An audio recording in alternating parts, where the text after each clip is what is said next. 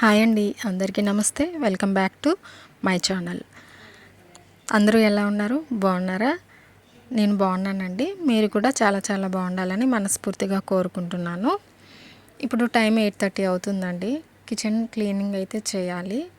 అదేవిధంగా బ్లౌజ్ కూడా మా పాపకి నిన్న ఒక డ్రెస్ కట్ చేసి స్టిచ్ చేశాను కదా, అది నేను ఆల్రెడీ వీడియో పెట్టాను. ఎవరైనా చూడకపోతే చూడండి, కింద డిస్క్రిప్షన్లో లింక్ ఇస్తాను. ఈరోజు కూడా ఇంకొకటి ఫ్యాబ్రిక్ ఉందన్నమాట, దాన్ని స్టిచ్ చేయాలని అనుకుంటున్నాను. ఫస్ట్ కిచెన్ క్లీన్ చేయనా లేదా అది కటింగ్ చేయనా అని ఆలోచించాను.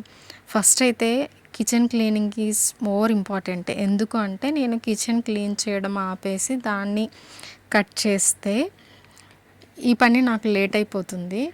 అదే అరే ఇప్పుడు టైం చాలా ఎక్కువైపోయింది కదా, రేపు చేసుకుందాంలే అని కిచెన్ క్లీనింగ్ని పక్కన పెట్టాను అనుకోండి, రేపు పిల్లలకి మార్నింగ్ టైము లేట్ అయిపోతుంది కిచెన్ క్లీన్ చేసి మళ్ళీ వాళ్ళకి కావాల్సినవన్నీ అరేంజ్ చేయాలి అంటే.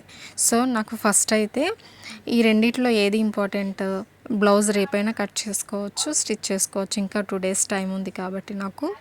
సో ఫస్ట్ అయితే నేను కిచెన్ని క్లీన్ చేయాలి అని డిసైడ్ అయ్యాను. కిచెన్ అంతా క్లీన్ చేసేసాను. కిచెన్ క్లీనింగ్ అయిపోయిన తర్వాత ఫ్యూజింగ్ అంటే మెయిన్ ఫ్యాబ్రిక్, ఇక్కడ మీకు ఫ్యాబ్రిక్ చూపిస్తాను చూడండి.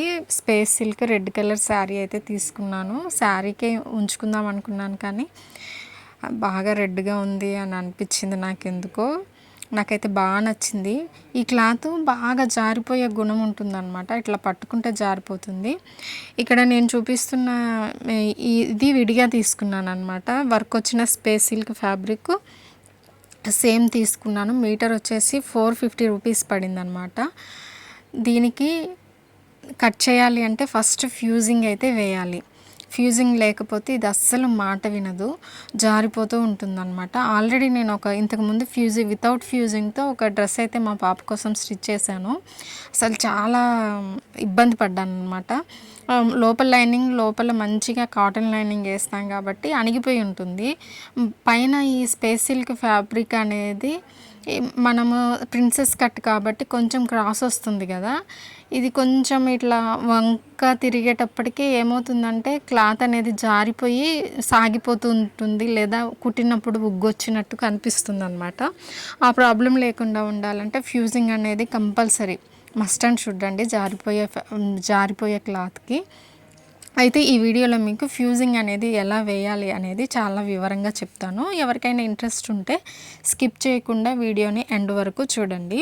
ఇక్కడ నేను చూపిస్తున్నట్లుగా ఫస్ట్ అయితే ఐరన్ సెట్టింగ్ అయితే చేసుకున్నాను. ఐరన్ కంపల్సరీ, ఫ్యూజింగ్ చేయాలంటే ఐరన్ చేయాలి కాబట్టి ఫస్ట్ మెయిన్ ఫ్యాబ్రిక్ని రివర్స్లో పెట్టి ఫ్యూజింగ్ని మెయిన్ ఫ్యాబ్రిక్కి స్టిక్ అయ్యే వైపు ముడతలు లేకుండా సరి చేసుకొని దానిపైన పేపర్ పెట్టి ఐరన్ చేయాలి.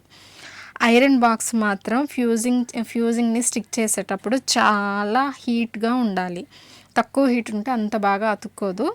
ఖచ్చితంగా పేపర్ పైన వేసి ఐరన్ చేయాలి. పేపర్ వేయకపోతే ఈ ఫ్యూజింగ్ అనేది కాలిపోతుంది, మెయిన్ ఫ్యాబ్రిక్ కూడా కాలిపోతుంది. ఇలా నాకు ఒకసారి అయింది, అందుకే ఖచ్చితంగా చెప్తున్నాను.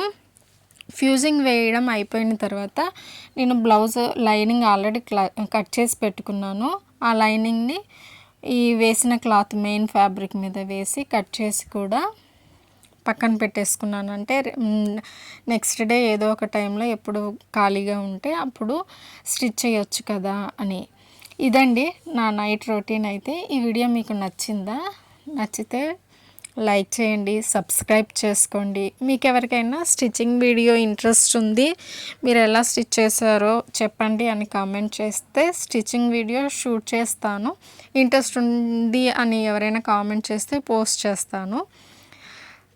మీ కామెంట్స్ని బట్టి, లైక్ని బట్టే నెక్స్ట్ స్టిచ్చింగ్ వీడియోనా డైలీ వ్లాగ్ అనేది డిసైడ్ అవుతుంది.